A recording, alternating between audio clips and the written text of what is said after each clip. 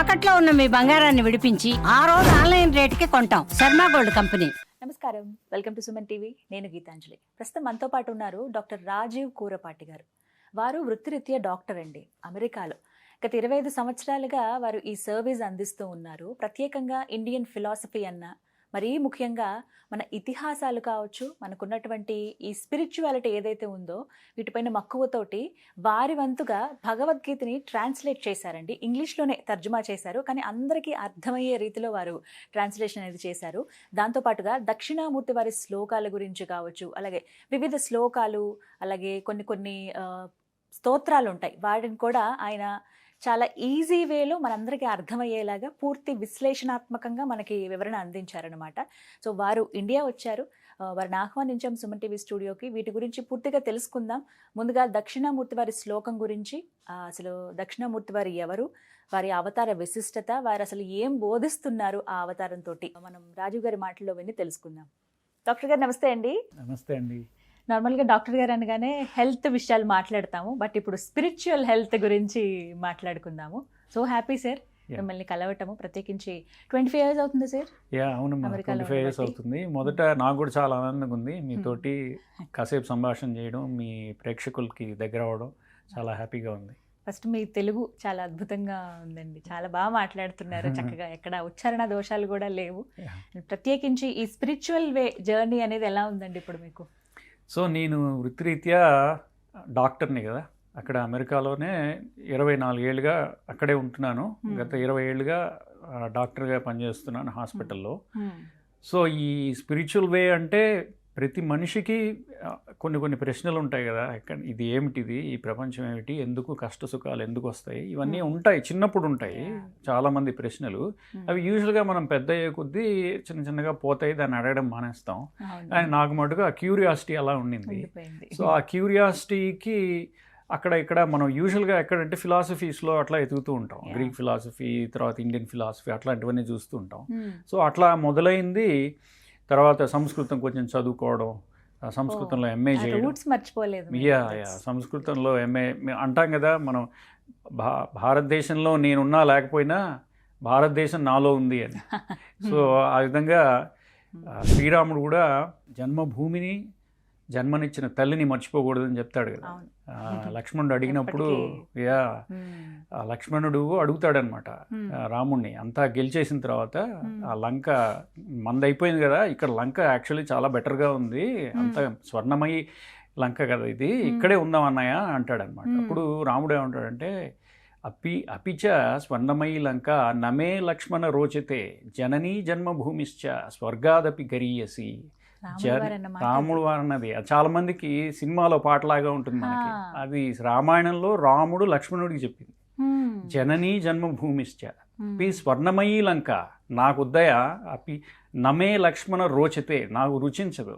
ఎందుకంటే జననీ జన్మభూమిశ్చ, జనని అంటే కన్నతల్లి, జన్మభూమి స్వర్గం కంటే గొప్పది, నువ్వు ఎన్ని ఇచ్చినా నేను అక్కడికే వెళ్తా చివరికి. అట్లాగా మనకు కూడా ఇండియాలో పెరిగిన వాళ్ళకి అలానే అనిపిస్తుంది. ఎక్కడ ప్రపంచంలో ఎక్కడ తిరిగినా మన లోపల ఎప్పుడు ఆ భారతీయత, ఇండియన్నెస్ అది అట్లానే కంటిన్యూ ఉంటుంది కూడా. అదే ఎన్నో అంశాల పట్ల సమగ్ర అవగాహన ఉంది మీకు, దాన్ని పుస్తక రూపంలో ఎన్నో ప్రచురిస్తూ ఉన్నారు. అందులో భాగంగా దక్షిణామూర్తి వారి శ్లోకం గురించి తెలుసుకోవాలనుకుంటున్నామండి. అంటే ఈ మధ్య కాలంలో చాలామందికి, అంటే ఇప్పటి జనరేషన్ వాళ్ళకి తెలుస్తుంది అనడంలో అది అతిశక్తి కాదు, సంతోషం అనిపించింది వినగానే. మీకు అంటే మేబీ వినుంటారు, దేవుళ్ళు అనగానే విష్ణువు, శివుడు, అమ్మవారు ఇలా వరకే ఉండిపోతారు. బట్ ఇంకా ఎన్ని రూపాల్లో వారు వ్యక్తం అయ్యారో, ఎన్ని రూపాలుగా మనకు కనిపిస్తున్నారు అనేది కూడా ముఖ్యమైన విషయమే. అందులో మేధ గురు దక్షిణామూర్తి స్వామి వారి గురించి ఇంకా చాలా విషయాలు తెలుసుకోవాలనుకుంటున్నాం మీ నుంచి. అసలు వారి అవతార విశిష్టత ఏంటి, గురు దక్షిణామూర్తి వారు అంటే అసలు ఎవరు, వారి గురించి వివరించండి. సో దక్షిణామూర్తి ఆర్ మేధా దక్షిణామూర్తి అంటారు. మేధ అంటే మేధస్సు, మేధస్సు అంటే మనలో ఉన్న అజ్ఞానాన్ని తొలగించడానికి, మన మేధస్సుని క్లియర్ చేయడానికి అంటారు కదా. అజ్ఞాన తిమిరాంధస్య జ్ఞానాంజన శలాకయ చక్షురున్మీలితం ఏన తస్మై శ్రీ గురవే నమః. గురువు ఏం చేస్తాడంటే మనకి అజ్ఞాన తిమిరాంధస్య, మనలో ఉన్న అజ్ఞానం అనే అంధకారాన్ని మనకు ఒక అంజనం వేసి కళ్ళు తెరిపించి మనకి చూపిస్తాడట. అజ్ఞాన తిమిరాంధస్య జ్ఞానాంజన శలాక, జ్ఞానమనే అంజనంతో అలా కళ్ళు తెరిపించే ఒకనొక తత్వము రూపమైతే దక్షిణామూర్తి అవుతుంది. సో దక్షిణామూర్తిని చాలామంది గురువుగా భావిస్తారు. అందులో ఒక గురు స్వరూపము దక్షిణామూర్తి. ఆది గురువు అంటే వారే అని చెప్తారు. ఆది గురు అంటే శివుడి రూపము దక్షిణామూర్తి అని చెప్తారన్నమాట. ఒకనొక రూపము తత్వం యాక్చువల్లీ ఒక రూపంగా తీసుకుంటే ఆ తత్వాన్నే ఒక రూపంగా మనం తీసుకుంటే దక్షిణామూర్తి అవుతుంది. దానికి మూల రూపము శివుడు అనమాట. శివుడు అంటే ఏంటి? మంగళకరుడని కదా, అది కూడా తత్వమే. ఆకారాన్ని కాసేపు పక్కన పెట్టేస్తే మనకి ఆ తత్వంలో ఒకానొక అంశ ఆర్ ఒకానొక రూపంగా తీసుకుంటే దక్షిణామూర్తి అవుతుంది. ఆయనని గురు స్వరూపంగా చూస్తారు. ఆయన ఏం చేస్తుంటాడు? ఆయన చెట్టు కింద కూర్చొని ఆయన కంటే ఈయన చిన్న ఆయన, ఈయనకంటే పెద్దవాళ్ళ అయిన ఋషులకి ఇది బోధ చేస్తూ వాళ్ళకున్న డౌట్స్ క్లారిఫై చేస్తూ, అందుకే మేధా దక్షిణామూర్తి. ఆ మేధస్సులో ఉన్న డౌట్స్ అన్ని క్లారిఫై చేస్తూ చేస్తాడు కాబట్టి ఆయనకి మేధా దక్షిణామూర్తి అని వచ్చిందనమాట. ఇది మనం చూస్తే వేదాల్లో ఉపనిషత్తుల్లో ఎక్కడ ఉండదు దక్షిణామూర్తి అని. కానీ ఇది శైవ ఆగమాల్లో శివుడి రూపం కదా ఇది. శైవ ఆగమాల్లో వాళ్ళు దక్షిణామూర్తిని శివుడి రూపంగా తలుస్తారనమాట. దానికి దక్షిణామూర్తి స్తోత్రము అని చెప్పేసి మన ఆదిశంకరాచార్యులు ఒక స్తోత్రంగా, ఆయన చాలా స్తోత్రాలు రాశారు కదా, ఆయనకి కొన్ని స్తోత్రాలు ఆయన రాశారు, కొన్ని ఆయనకి ఆపాదిస్తారు, అలా ఉంటాయి స్తోత్రాలు. ఆయన రాసిన ఒకానొక స్తోత్రం దక్షిణామూర్తి స్తోత్రం. సో అది చాలా చిన్న శ్లోకం, స్తోత్రం యాక్చువల్లీ. అది స్తోత్రము అంటే స్తుతించేది స్తోత్రం కదా. స్తుతి అంటే ఏంది? ప్రైజ్ చేయడం. అంటే ఇప్పుడు మన బాస్ నుంచి మనకి ఏదైనా కావాలంటే బాసును స్తుతిస్తాను, అంత గొప్పవాడివి నువ్వు, అసలు నేను ఇంద్రుడివి చంద్రుడివి అంటాం కదా. అట్లా స్తుతిస్తే మనకేమవుతుంది? మనకి ఏదో వస్తుంది కదా, ఏదన్నా పొందుతాం, ఒక లౌకిక విషయం, ఏదన్నా ఒక బెనిఫిట్ వస్తుంది. అట్లా స్తుతించేది, మనం ఏదన్నా ఒక భగవంతుని రూపానికి స్తుతిస్తే మనకి ఏదైనా ఫలితం వస్తుంది అనేది స్తుతి. స్తోత్రం దేవస్థుతి నుంచి వచ్చింది స్తోత్రం. స్తౌ అనే ధాతువు నుంచి, సంస్కృతంలో ధాతువు నుంచి వచ్చింది. సో అలాగా వచ్చిన దక్షిణామూర్తి స్తోత్రం నేనెందుకు రాశాను దాని గురించి, ఎవరు చాలా ఉన్నాయి కదా, చాలా రాయొచ్చు, సౌందర్యలహరి రాయొచ్చు, అది కూడా శంకరాచార్యులు రాసింది. కానీ దక్షిణామూర్తి స్తోత్రం ఎందుకు రాశానంటే అందులో చాలా ఫిలాసఫీ, చాలా తత్వం ఉంటుందన్నమాట. అందులో ఏంటంటే ఇప్పుడు దక్షిణామూర్తి స్తోత్రం మనం మొదలు పెడితే, యో బ్రహ్మాణం విదధాతి పూర్వం యో వై వేదాంశ్చ ప్రహిణోతి తస్మై తమహదేవం ఆత్మబుద్ధి ప్రకాశం ముముక్షురువై శరణమహం ప్రపద్యే అని మొదలవుతుంది. అది మంగళ శ్లోకం. ఆ స్తోత్రంతో మొదలయ్యి తర్వాత యాక్చువల్లీ దక్షిణామూర్తి స్తోత్రంలోకి ఎంటర్ అయ్యి, దాని తర్వాత ఉపోద్ఘాతం ఉంటుంది. దాని తర్వాత యాక్చువల్ స్తోత్రం ఎంటర్ అయినప్పుడు విశ్వం దర్పణ దృశ్యమాన నగరీ తుల్యం నిజాంతర్గతం పశ్యన్నాత్మని మాయయా బహిరివోద్భూతం యథా నిద్రయా యస్ సాక్షాత్ కురుతే ప్రబోధ సమయే స్వాత్మానమేవాద్వయం తస్మై శ్రీ గురుమూర్తయే నమైదం శ్రీ దక్షిణామూర్తయే అని మొదలవుతుంది. అట్లానే ప్రతి శ్లోకానికి ఎండింగ్లో తస్మై శ్రీ గురుమూర్తయే నమైదం శ్రీ దక్షిణామూర్తయే అని ఎండ్ అవుతుంది.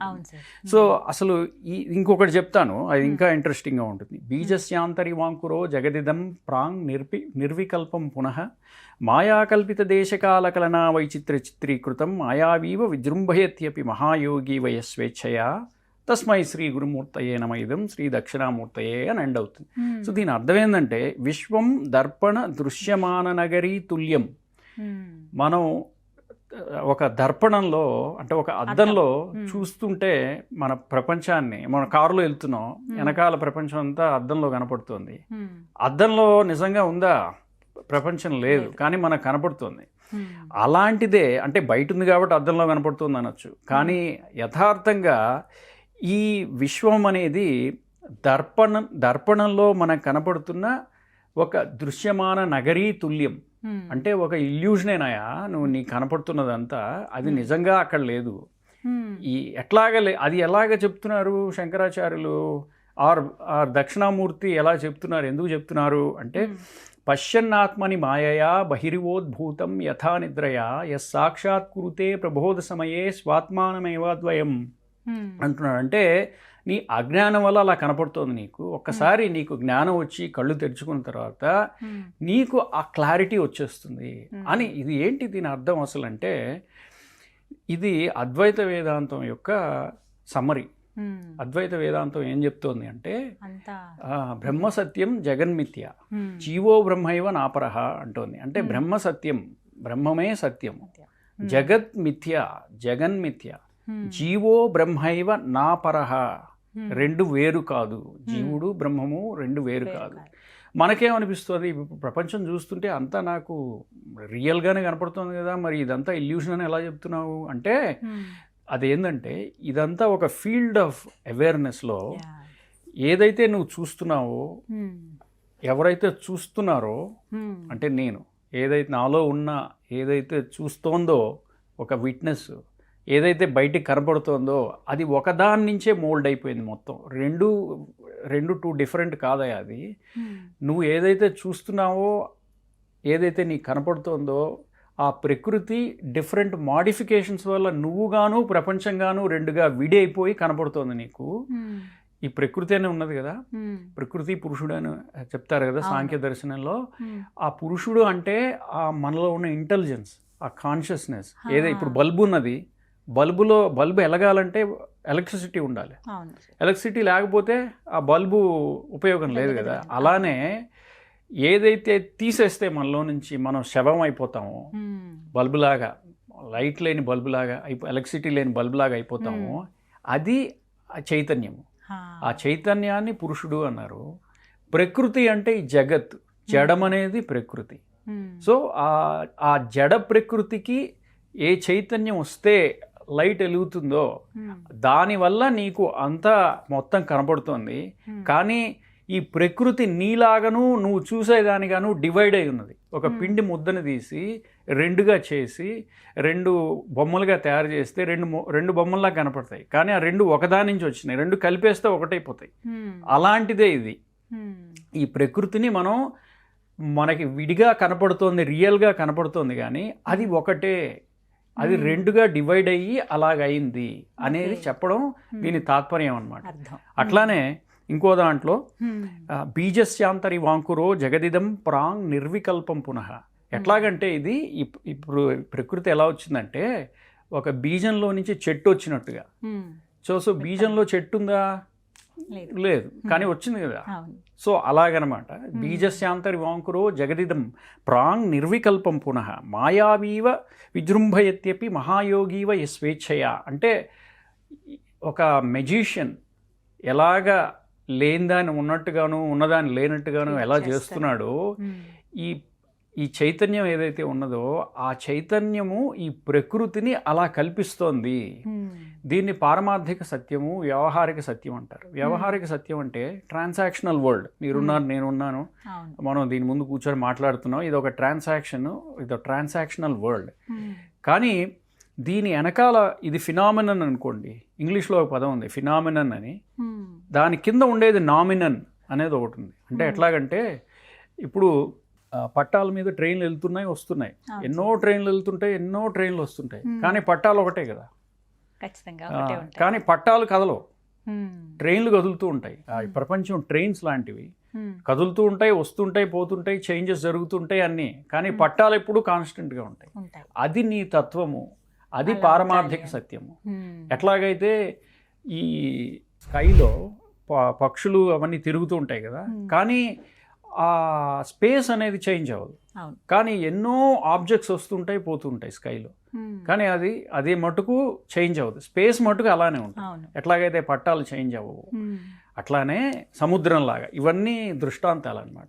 అట్లాంటివి పట్టాలు ఎట్లాగైతే చేంజ్ అవ్వవో, ట్రైన్లు ఎన్ని మార్పులు అవుతున్నా సరే, అట్లానే నీలో ఉన్న తత్వం మారదయా. అది ఎలక్ట్రిసిటీ లాంటిది. ఎన్ని బల్బులు పెట్టు, ట్యూబ్లైట్లు పెట్టు, అవి మారుతూ ఉంటాయి. నీలో తత్వం ఒకటే. అట్లాగా అది నువ్వు, యాక్చువల్ నువ్వు. అది మిగిలిందంతా నీ ఈగో, నీ మైండ్ బాడీ కాంప్లెక్స్. ఇదంతా నువ్వు గమనిస్తూ ఉండు అని చెప్పడం అనమాట. బ్రహ్మ సత్యం, ఆ బ్రహ్మమే నీలో ఉన్న తత్వము. తత్వము అని. బ్రహ్మసత్యం జగత్తు మిథ్య అంటే బ్రహ్మసత్యం అంటే అది పారమార్థిక సత్యం, జగత్తు మిథ్య అంటే అది వ్యావహారిక సత్యం. సో నువ్వు కన్ఫ్యూజ్ అవ్వకు రెండిటికి. వ్యావహారిక సత్యం నీకు కావాలి, నువ్వు బతకాలంటే నువ్వు వెళ్ళాలి, పని చేయాలి, తప్పదు, ఇవన్నీ ఉంటాయి, టైంకి రావాలి, టైంకి వెళ్ళాలి, అవన్నీ వ్యావహారికంగా జరుగుతున్నాయి. కానీ దాని వెనకాల ఉన్నది ఆ పట్టాలు లాంటివి అనమాట. ఆ తత్వం ఒకటే, అది నీలో ఉన్న తత్వము నాలో ఉన్న తత్వము అన్నీ ఒకటే, ఇది తెలుసుకో అని చెప్పడమే ఈ దక్షిణామూర్తి స్తోత్రం యొక్క సారాంశం అనమాట. సో ఇట్లాగా శంకరాచార్యులు మేధా దక్షిణామూర్తి సో ఇట్లాగా చెప్తూ ఉంటారనమాట ఈ స్తోత్రం ద్వారా. ఇది నువ్వు తెలుసుకోవా, ఇది తెలుసుకుంటే నీకు ఏది సత్యమో ఏది అసత్యమో తెలుస్తుంది. దీనివల్ల నాకేంటి ప్రయోజనం కదా, పారాయణ చేయడం వల్ల ఏంటి ప్రయోజనం కదా. సో ఇవన్నీ సముద్రంలో నీ జీవితంలో జరుగుతున్న ఈ పరిణామాలన్నీ ఏవైతే నువ్వు సీరియస్గా తీసుకుంటున్నావో అవి వేవ్స్ లాగా వస్తుంటాయి పోతుంటాయి. కానీ సముద్రం అనేది ఒకటే కదా, ఒకటే వాటర్ కదా. అలానే నీలో వస్తున్న ఈ మైండ్ బాడీ కాంప్లెక్స్లో వస్తున్న మార్పులన్నీ don't take them seriously, because అవి మార్పు చెందే లక్షణం వాటికి ఉంటుంది. నువ్వు ఎంత చేయొద్దన్నా అవి మార్పు చెందుతూ ఉంటాయి. ఊరికనే కూర్చోండి, మీకు బుర్ర పనిచేయదు, ఏదోటి చెయ్యాలి కదా, ఏదోటి చేయాల్సిందే. సో ఏదోటి చేస్తే దాని రిజల్ట్ వస్తుంది, you have to deal with. మనం దాన్ని హ్యాండిల్ చేయాలి. ఇప్పుడు మంచి చేయడానికి పోయి ఏదో నెత్తినేసుకొని వచ్చి దాన్ని మళ్ళీ హ్యాండిల్ చేస్తూ మళ్ళీ దాని రిజల్ట్ వచ్చి ఇది ఒక నూడుల్ ఎఫెక్ట్ అంటారు. అంటే తీస్తుంటే వస్తూ ఉంటుంది. మీరు ఏమీ చేయకుండా కూర్చున్న ప్రాబ్లమే, ఏదన్నా చేసినా సరే దాని రిజల్ట్ రాకుండా ఉండదు. గ్యారంటీ ఏదో ఒక రిజల్ట్ గుడ్ ఆర్ బ్యాడ్ వస్తుంది కదా. ఆ రిజల్ట్ని మీరు హ్యాండిల్ చేయాలి. ఫర్ ఎగ్జాంపుల్, నేను హ్యాపీగా ఉండడానికి పెళ్లి చేసుకొని సంసారంలో ఉంటే నాకు హ్యాపీనెస్ ఉంటుంది అని చెప్పారు, దిగాను. ఇక దిగిన వాళ్ళకి అర్థమవుతుంది అందులో ఉండే లోటుపాట్లు అదని. దానికోసం ఇంకోటి ఏదో చేస్తాం, ఇల్లు కొనుక్కోవాలి, ఇల్లు కట్టాలి, ఈఎంఐ పెట్టి ఇల్లు కొన్నాం, ఈఎంఐ కట్టాలి. సో ఒకదాని నుంచి ఇంకొకటి ఎందుకు, ఫైనల్లీ హ్యాపీనెస్ కోసమే. కానీ ఆ హ్యాపీనెస్ అనేది అనే కాన్సెప్ట్ మనం అది ఇందులో ఇరుక్కుపోయి కనపడకుండా పోయి, సో మిగిలినవన్నీ లేయర్స్గా మన బంధాల్లో మనం కూరుకుపోయి ఉంటాము. ఇవన్నీ ఒక స్టేజెస్ ఆఫ్ లైఫ్, అంతేగాని ఇవన్నీ ప్రతి వాళ్ళకి వస్తుంటాయి. కానీ ఇదంతా వచ్చేది పోయేది, ఇది నువ్వు కాదు, నీ తత్వం కాదు. ఇది ఒక్కసారి నువ్వు గుర్తు తెచ్చుకో. ఇది నువ్వు గుర్తు తెచ్చుకుంటే నీలో ఉంది, నువ్వేమి కొత్తగా తెచ్చి పెట్టుకోకర్లా. ఆ పైన ఉన్న పొరలన్నీ పక్కకి చేసేసి చూస్తే ఆ ఆనందము అంటాం కదా, ఆ ఆనందం నీలోనే ఉంది. అది నువ్వు తెలుసుకుంటే నువ్వు వేరే వాటి మీద ఆనందం కోసం డిపెండ్ అవ్వవు. నీ ఇన్హరెంట్ నేచరే ఆనందము, బ్లిస్ అని నువ్వు అర్థం చేసుకుంటావు అనేది దీని తాత్పర్యం అన్నమాట. కానీ మనం ఏం చేస్తామంటే దీనివల్ల నాకేమైనా కోరికలు తీరుతాయా, ఈ పారాయణ. చాలా మంది దక్షిణామూర్తి వారి పారాయణ చేస్తే కోరికలు తీరాలండి, గురువు అనుగ్రహం కావాలి, ఆయన ఆది గురువు కదా, లేకపోతే మా జాతకాల్లో గ్రహాల పరంగా చూసుకున్నా కూడా గురువు అనుకూలంగా లేకపోతే దక్షిణామూర్తి వారికి పూజలు అవి చేస్తూ ఉంటారు. అంటే ఆ రకంగా ఏమైనా ఫలితాన్ని ఆశించవచ్చు అంటారు సార్? సో మనకి ఇప్పుడు మీకు అది చేసినందువల్ల మీకు స్ట్రెంగ్త్ వచ్చి, మెంటల్ స్ట్రెంగ్త్ వచ్చి, స్ట్రెస్ తగ్గి అలాగ అవుతోంది అని మీకు అనిపిస్తే ఫర్ షూర్ చేసుకోవచ్చు అది.